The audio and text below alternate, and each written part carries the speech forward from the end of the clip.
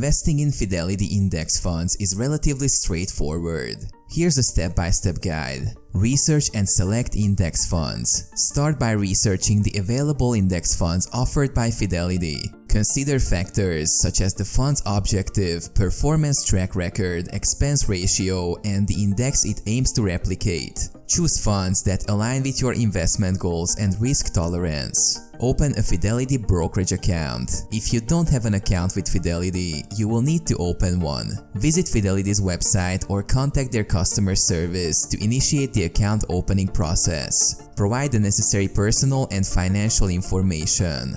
Fund your account. Once your account is set up, deposit funds into your Fidelity brokerage account. You can transfer funds from your bank account or initiate a rollover from an existing retirement account if applicable.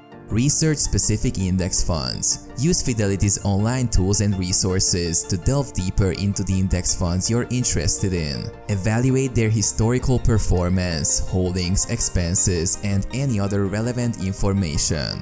Place your investment order.